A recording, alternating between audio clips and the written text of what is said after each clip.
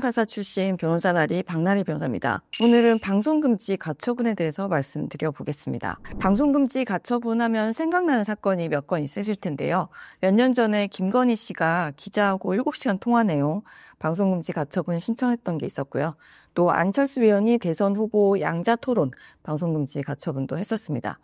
넷플릭스 나는 신이다라는 프로그램 기억나실 텐데요. 그때 아가월드라는 종교단체에서 방송을 금지하는 신청을 했던 적도 있었습니다. 저도 최근에 SBS 궁금한 이야기 Y라는 프로그램 상대로 방송금지 가처분 신청해서 승소했는데요. 이참에 승소한 거 자랑도 할 겸 한번 설명드려 보겠습니다.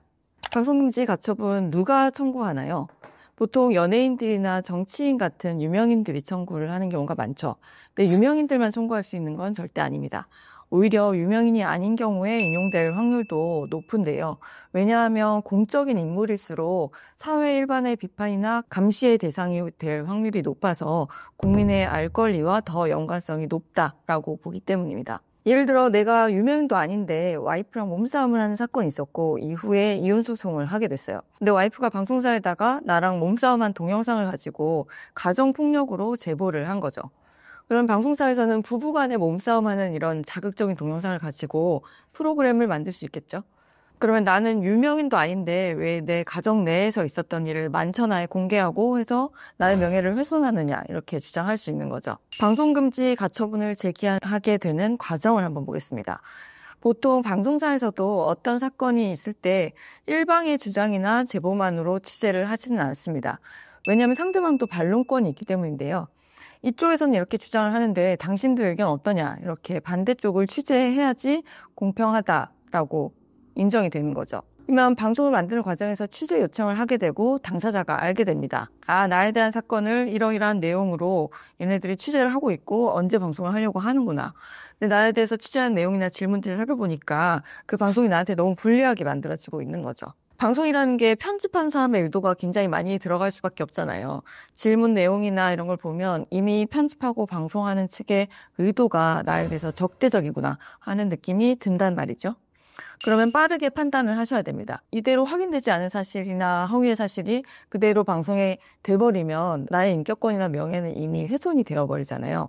그러면 아무리 사후에 손해배상을 받는다고 해도 이미 훼손된 명예를 회복하기는 어렵기 때문에 허위 사실이 방송되는 걸 미리 막을 수 있는 방법을 찾아야 되는데 이게 바로 방송금지 가처분이라는 거죠. 어떤 내용의 청구를 하나요? 보통 어떤 내용으로 방송을 하는 것을 금지한다라는 청구를 합니다. 그 내용은 나의 명예나 인격권 이런 걸 침해하는 내용을 구체적으로 특정을 해야 되는데요. 보통 신청 당시에는 이런 게 특정이 안 된 경우가 많습니다. 그래서 일단 방송이 예상되는 내용으로 청구를 하죠. 그럼 재판 과정에서 방송사가 기획안이나 대본 이런 거 제출을 하고요. 그럼 그거에 맞게 방송 내용을 수정하게 됩니다. 보통 여기다가 이걸 위반하면 간접강제금으로 얼마를 지급하라 라는 내용의 청구도 같이 하게 됩니다. 방송 며칠 전에 알게 돼도 방송금지 가처분을 할 수 있을까요? 예, 가능합니다. 오히려 방송금지 가처분 경우 불과 며칠 전에 하게 되는 경우가 대부분입니다. 방송 직전이 돼서야 방송 날짜를 알게 되기 때문인데요. 제가 이번에 승소했던 사건의 경우에도 금요일 저녁 방송인데 월요일에 방송 사실을 알게 됐어요. 그래서 화요일에 신청서 내고 그다음에 수요일 날 재판하고 금요일 오후에 방송금지 결정을 받았습니다. 그만큼 기 신청이나 결정이 급박하게 이루어지는 건데요. 법원에서도 방송금지 가처분이 시급을 다툰다는 것을 알고 있습니다. 그래서 신청서 들어오면 상대방 방송사에 전화로 바로 알려주고 신청서 송달합니다. 재판 날짜도 다음 날이나 다다음 날 바로 잡게 됩니다. 그러면 상대방도 이제 밤새서 답변서를 써서 내죠. 그럼 우리도 또 밤새서 준비서면 써서 내고 재판을 하게 됩니다. 그래도 재판하고 결정하는데 시간이 좀 걸리기 때문에 최소한 방송 사흘 전에는 신청을 하셔야 그래도 시간상으로 가능성이 있다 이렇게 보시면 됩니다. 어떤 경우에 받아들여지나요? 신청인은 보통 허위사실이나 편파 보도에 의해서 인격권, 명예훼손 이런 부분이 침해됐다라는 주장을 하게 되고요. 방송사 측에서는 일반 국민들의 알 권리, 또 표현의 자유, 언론의 자유 이런 부분들을 주장하게 되는데요. 법원에서는 이 두 가지를 비교 형량했을 때 어떤 게 더 중요하냐 이런 부분들을 따져보게 됩니다. 방송 내용이 허위 사실 가능성이 있어서 방송됐을 때 인격권이 너무 침해된다 이러면 방송이 금지되게 되는 거고요. 허위 사실 가능성이 별로 없고 공적인 대상이라서 알 권리가 더 크다 이렇게 되면 기각이 되는 거죠. 그래서 우선 방송하려고 하는 사실이 진실인지 아니면 허위인지 이게 중요합니다. 방송하려는 내용이 명백히 허위거나 아니면 적어도 허위일 가능성이 매우 높다. 사실 확인을 제대로 안 했다. 이런 점을 설명을 해서 재판부가 이거 허위 아니야? 진짜 맞나? 이런 의심을 가질 수 있도록 소명을 해야 됩니다. 다음으로 공익을 위하는 목적이 있는지인데요.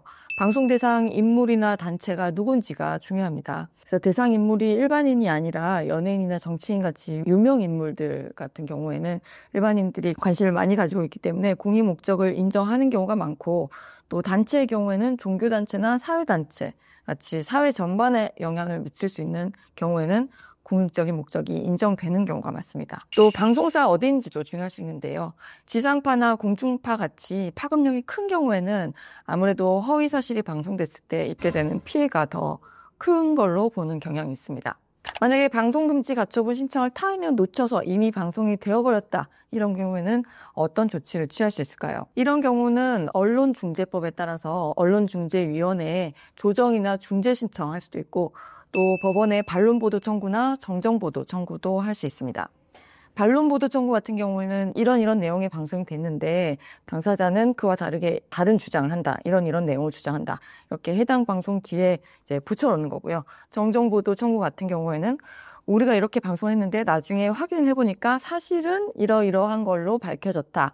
이렇게 방송을 하게 되는 거죠. 또 명예훼손 부분에 대한 이제 금전적인 손해배상 청구 당연히 할 수 있고, 또 요즘 방송이 한 번에 끝나는 게 아니잖아요. 넷플릭스, 웨이브 뭐 이런 데 OTT 같은 데 올려놓고 계속 재생을 하도록 하는 경우가 대부분이기 때문에 해당 방송 자체를 유튜브나 넷플릭스 같은 데서 삭제하라라는 청구도 같이 하는 경우가 대부분입니다. 네, 오늘은 방송금지 가처분과 관련해서 여러 내용을 알아봤는데요.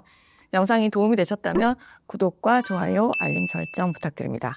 다음 영상에서도 도움이 되는 주제로 찾아뵙겠습니다. 이상 변호사 나리 박나리 변호사였습니다. 감사합니다.